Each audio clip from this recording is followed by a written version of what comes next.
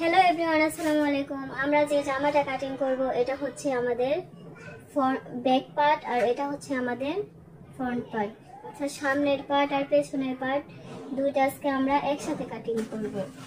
আর আমাদের জামার লম্বার যে মাপটা আছে, অর্থাৎ আমাদের কামিজের লম্বার মাপটা হচ্ছে 46 ইঞ্চি। আমরা এটাকে লম্বায় 46 ইঞ্চি রেখে তারপর কাটিং করে নেব।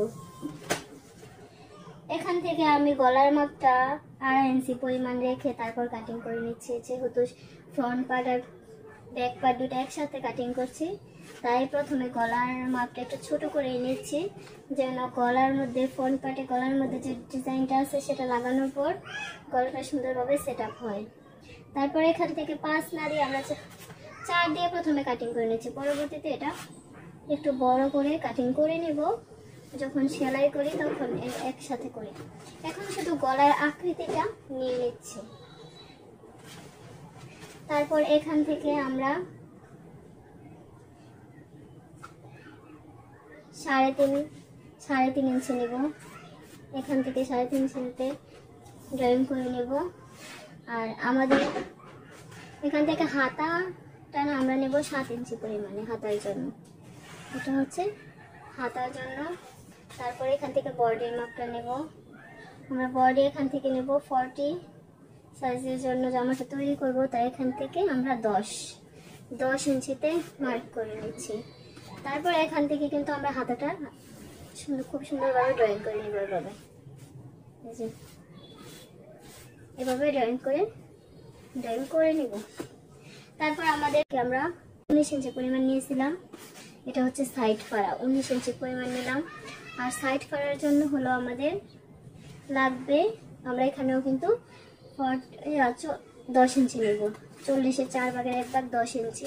আর আমরা পেটের মাপটা নেব এই সাইড ফাড়ার মাপ আর আমাদের যে বডির মাপ নিয়েছিলাম তার অর্ধেক থেকে মাঝখানে হবে আমাদের পেটের মাপটা। এখন এটা হচ্ছে আমাদের পেটের মাপ, এটা হচ্ছে পেটের লাইন। আর এখান থেকে আমরা নেব পেটের মাপটা 9 ইঞ্চি। এই হচ্ছে আমাদের পেটের মাপ। এখন আমরা যে মাপগুলো নিলাম এগুলোকে যোগ করব। বডির সাথে পেটের মাপটা যোগ করে নিলাম, এন্ড সাইড করার সাথেও পেটের মাপটাকে যোগ করে সুন্দর একটা শেপ চলে আসলো। আমাদের বডির যে শেপটা সেটা চলে আসছে।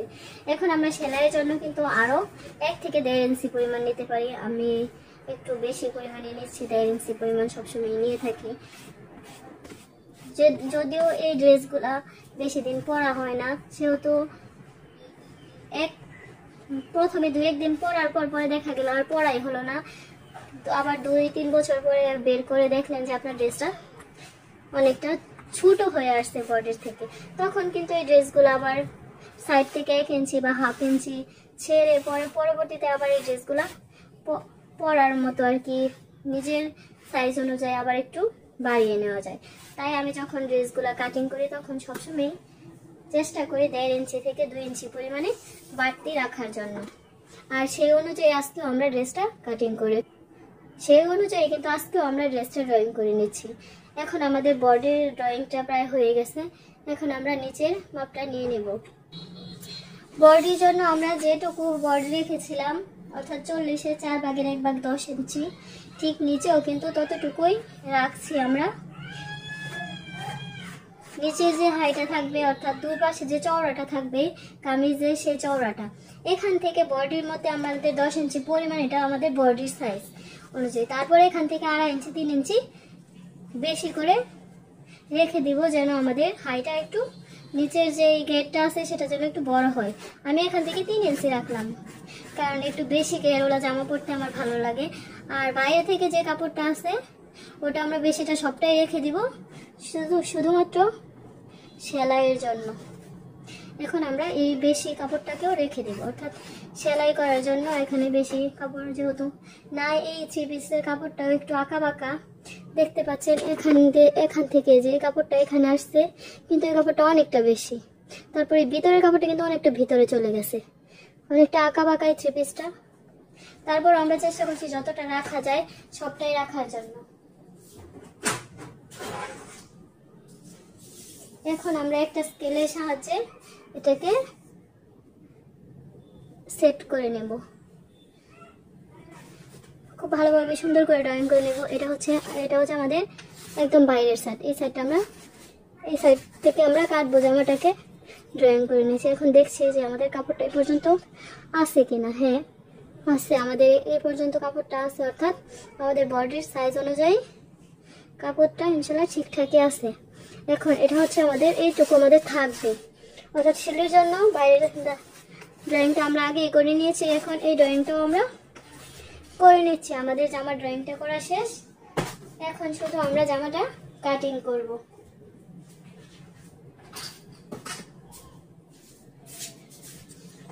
ড্রয়িং করে জামা কাটিং করার ক্ষেত্রে একটাই সুবিধা কি, তখন আর নতুন করে মেজারমেন্ট করার কিছু থাকে না, তখন শুধু ড্রয়িংটা করে নিলেই হয়ে যায়। তখন একদম সুন্দর ড্রয়িং করা থাকে, শুধু যে ড্রয়িংটা করা ওটার উপর দিয়ে কেচিটাকে নিয়ে গেলে কিন্তু সুন্দরভাবে জামার আকৃতিটা চলে আসে। ড্রয়িংটার উপরে অনেকটা সেলাই করা নির্ভর করে। ড্রয়িংটা যদি ভালো হয় তখন কিন্তু সেলাইটাও অনেকটা সুন্দর হয় দেখতে।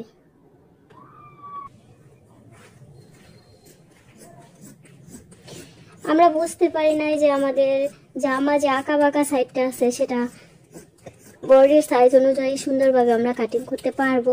আমার মনে হয়েছিল যে একটা সাইড হয়তো শর্ট পড়ে যাবে, কিন্তু এটা আর হয় নাই। মানে বডির সাইজ অনুযায়ী সেই কাপড়টা একদম সুন্দরভাবে হয়ে গেছে, মানে একটু শর্ট পড়ে নাই। এই সাইডটা একদমই দেখেন, একদমই যে সাইড দিয়ে চলে আসছে, অর্থাৎ শর্ট পড়ে নাই আর কি, কোনো রকম হয়ে গেছে। এন্ড হাতার মুহুরিটা কাটিং করার সাথে সাথে কিন্তু আমাদের সম্পূর্ণ জামাটা কাটিং করা শেষ হলো। এই হচ্ছে আমাদের জামাটা। এখন কিন্তু আমাদের গলাটা কাটিং করা বাকি রয়ে গেছে, এখন আমরা গলাটাকেও কাটিং করব।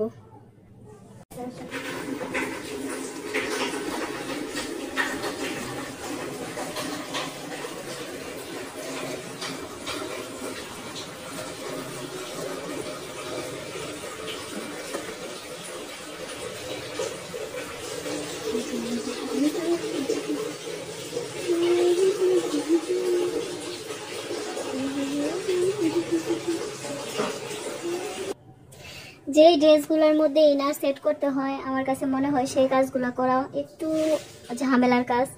একটু না, প্রায় অনেকটাই ঝামেলার কাজ, কিন্তু কিছু করার নাই, তারপরেও তো আমাদের কাজগুলো করতে হবে। যাই হোক, আমি যে সামনের পার্টটা এন্ড পিছনের পার্টটা কাটছিলাম, এখন এটাকে ইনারের উপর রেখে তারপর ইনারটাকেও কাটিং করে নেব।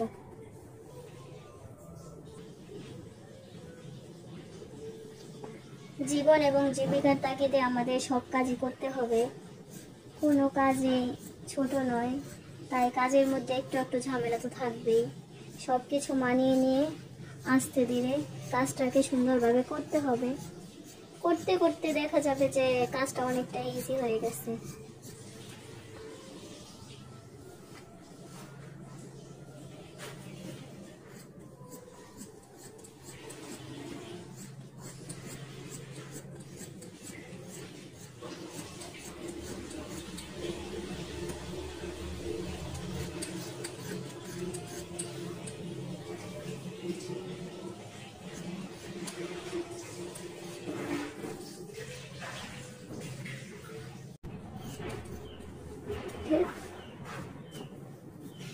কেচের মধ্যে ধান না থাকলে এই কাপড়গুলো কাটতে একটু ঝামেলায় পড়তে হয়, একটু না প্রায় অনেকটাই ঝামেলায় পড়তে হয়। কিছু করার নাই, কি করবো এখন আমি বুঝতেই পারছি না। মনে হচ্ছে কেচে দিয়ে কাটছি না, অনেকদিন পর পর কাজ করি তো, তাই কেচিগুলো আর ধার দেওয়া হয় না।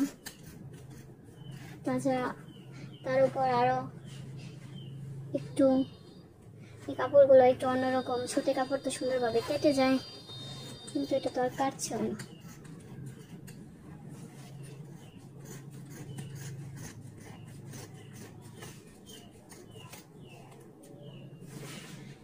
যাই হোক, আমাদের ইনারটাও কাটা শেষ,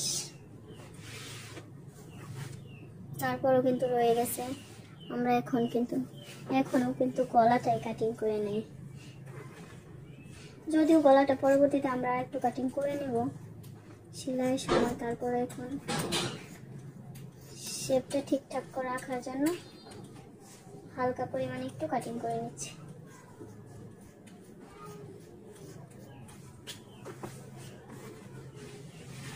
আচ্ছা, আমাদের জামার ফাইনাল লুক।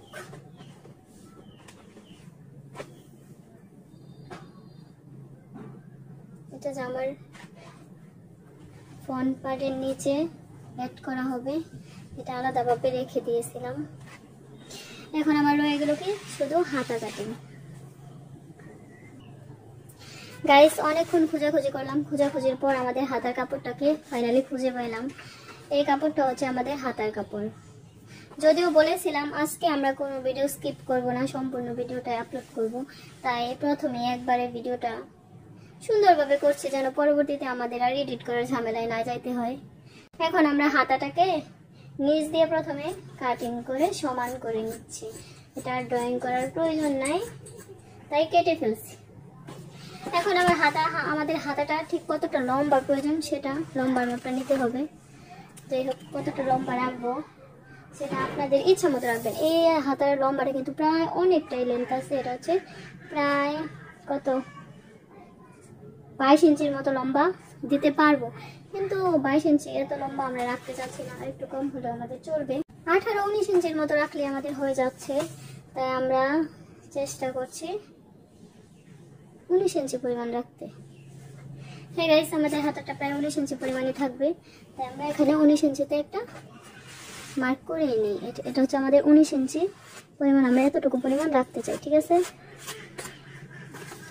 এখন এখানে আছে 9 ইঞ্চি, এটা একটু যেহেতু আমাদের জামার বডি সাইজটা একটু বেশি রাখছি, তাই হাতার যে মুহুরিটা রেখেছি সেটাও কিন্তু একটু বেশি বেশি, যাতে পরবর্তীতে যেহেতু এই কাপড়গুলো বেশি পরা হয় না, পরবর্তীতে এই কাপড়গুলো অনেক দিন পরে যখন বের করব তখন যাতে পরতে পারি, অর্থাৎ অনেকটা পরিমাণ মোটা হয়ে গেল যেন কাপড় ফেলে দেওয়ার মতো অবস্থায় না চলে যায়, অর্থাৎ তখনও যাতে একটু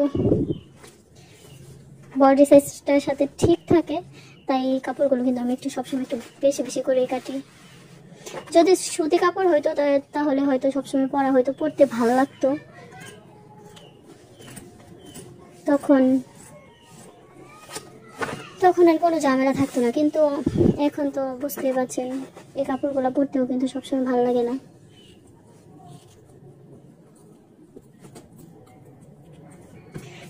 তাই এটাকে একটু বড় বড় করে কেটে নিচ্ছি।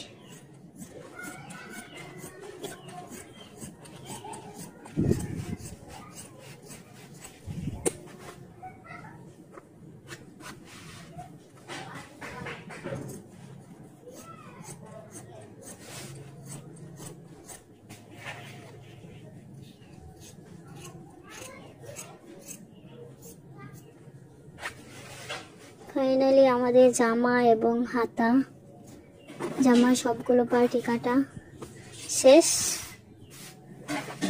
আর কিছু বাকি নাই। কিন্তু আমরা চাচ্ছি যেহেতু এই সাইডটা সমান, হাতার সাইডটা একটু উপরের দিকে থাক, তাই আমরা এই সাইডটা একটু কম মানে একটু বেশি করে কাটিং করছি যেন ওই সাইডটা একটু উপরের দিকে চলে আসে। এটা আরো একটু বেশি করে কাটিং করে নিচ্ছি।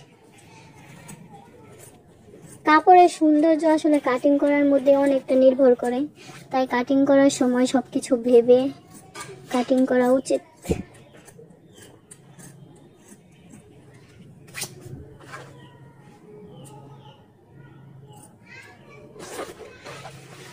হয়ে গেল আমাদের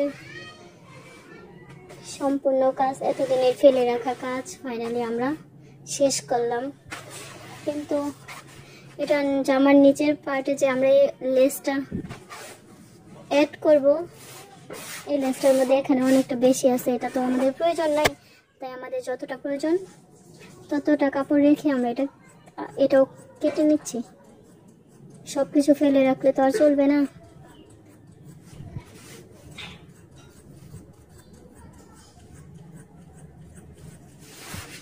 এই আলাদা আলাদা পার্টগুলো জয়েন করা খুবই ঝামেলা, তাই আমার মনে হয় সুতি কাপড় বানানোই সবচেয়ে ভালো বুদ্ধিমানের কাজ। কিন্তু কি আর করার, সবসময় তো আর সুতি কাপড় থাকে না হাতের মধ্যে, এই ঝামেলাগুলো নিতে হয়। যাই হোক, এটা কাটার মধ্য দিয়ে শেষ হলো আমাদের আজকের জামার সম্পূর্ণ কাটিং এর কাজ। কিন্তু এখনো কিন্তু রয়ে গেছে, আমাদের সালোয়ারটা কাটিং করতে হবে। আমার কাছে মনে হয় একটা জামা বা সালোয়ার তৈরি করতে যে সময় লাগে তার চেয়ে বেশি সময় লাগে হচ্ছে সেটা কাটিং করতে। আজকে আমরা যে সালোয়ারটা কাটিং করছি এটা লম্বা রেখেছি প্রায় 41 ইঞ্চির মতো। এই 41 ইঞ্চিটা রেখেছি আমরা রাবারের ঘর তৈরি করার জন্য, এবং নিচের যে পায়ের মুহুরিটা আছে সেটা সেলাই করার জন্য যে জায়গাটা প্রয়োজন সবটা মিলিয়ে 41 ইঞ্চি পরিমাণ রেখেছি। নিচের কাপড়টা একটু শর্ট পড়ে গেছে, যাই হোক এখন কাপড়টা সমান করতে হবে। সালোয়ারের লম্বার মাপটা আমরা রেখেছিলাম 41 ইঞ্চি, আর সালোয়ারের পায়ের যে মাপটা আছে নিচের মুহুরি এটার জন্য আমরা এখানে রেখেছি 5.5 ইঞ্চি, অর্থাৎ 11 ইঞ্চি পরিমাণে চওড়া দিয়েছি। সালোয়ারের যে পাটা আছে তার উপর শিলের জন্য আরও রেখেছি আমরা এখানে 1 থেকে 1.5 ইঞ্চি পরিমাণে রেখে এখন আমরা এটা নিচে দিয়ে একদম কেটে নিচ্ছি।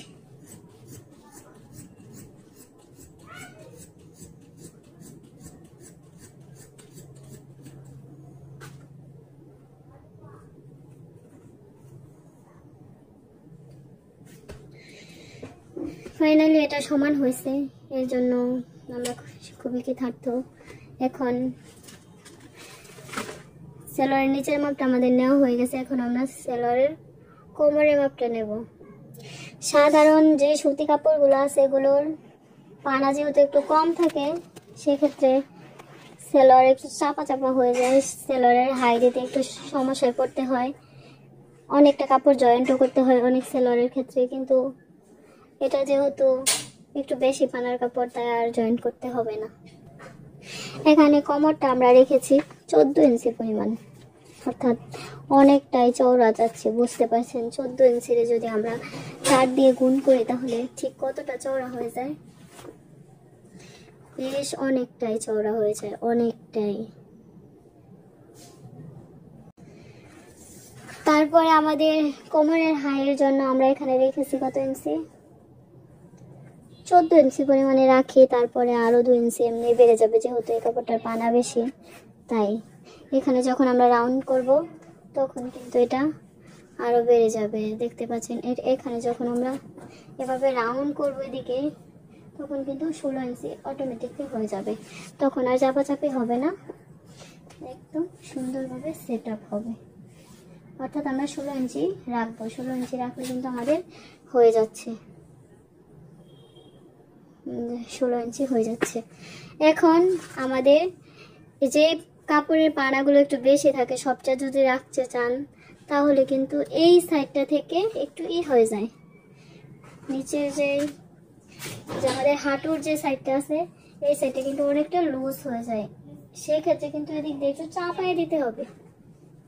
এই স্কেলগুলো দিয়ে দিলে হবে না, অনেকটাই ভেতরের দিকে নিয়ে আসতে হবে যেন পুরোপুরি লুজ না হয়ে যায় আর কি, যেভাবে। অর্থাৎ কোমরের অংশটা একটু পাশ রেখে নিচের অংশটা একদম ঠিক করে রাখতে হবে, তাহলে কিন্তু হয়ে যাবে। এই সালোয়ারগুলো মূলত চুড়িদারের মতো কাজ করে।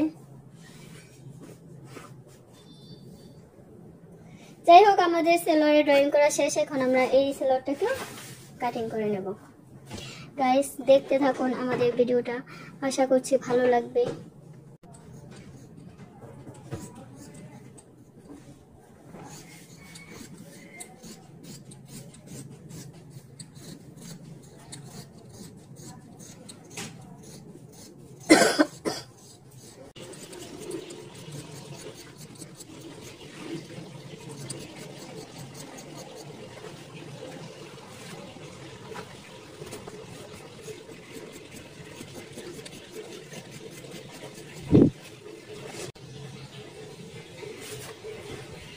এখন আমাদের কোমরের যে সাইডটা আছে সেটাকেও খুলে নিতে হবে।